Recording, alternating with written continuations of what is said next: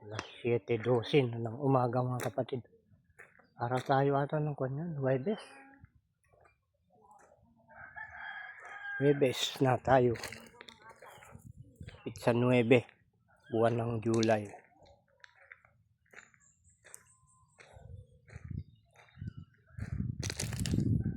Wala daw tayo manin. Oh, bigla rumorte ka. Init. Ay kasjay. Sumala ka. Rumar. Magliming ti init at tika niyo, naulip. Sun sa ato di pagbagadang ka. Super typhoon. Bagyong Inday mga kapatid.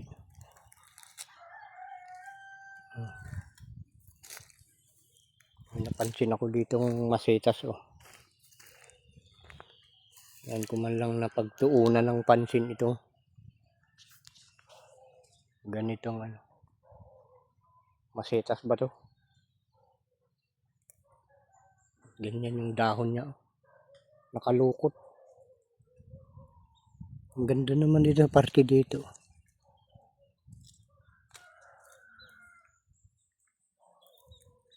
Baka sa init siguro. Dahil bato ito eh. Baka yung singaw pa ganun na. Kaya yan lumulukot.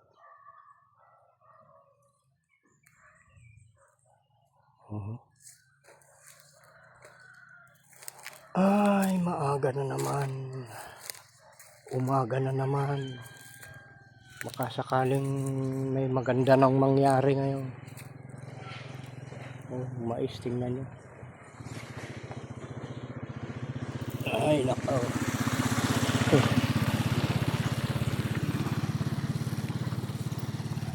Kahapon, maghapon.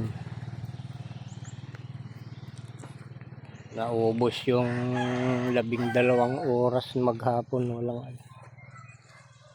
Ay, kagaya yung binanggit ko. Walang magandang nangyari.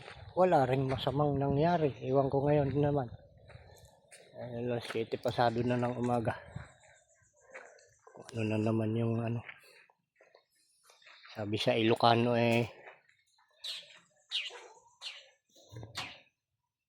Antay yung manin amuno anyaman ti pasungalngal ti amang mapasamak. Ako study kunadang ka. Di natin alam kung anong ating kinabukasan.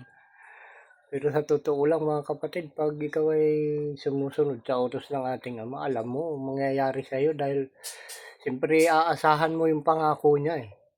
Dahil yung mga nag-uutos na alam nating dapat sundin, eh alam naman natin kung ano yung ibabalik nila sa atin, di ba? Gano'n? Gaya ng ating Panginoong Diyos. Kaya tayo sumusunod sa kanyang utos dahil may pangako siya. Biyaya, awa, kapayapaan, di ba mga kapatid? Yun yung ating inaasahan. Kahit alam na natin yung kasabihan na hindi natin alam ang magiging kapalaran natin. Pero sa totoo lang, pag sumusunod ka sa utos ng ating Ama, umaasa ka na at alam mo na ibibigay ng Ama sa iyo yung pangako niya. Diba? Biyaya, awa at kapayapaan ay sa ating lahat. Yun lang mga kapatid. Salamat sa panonood.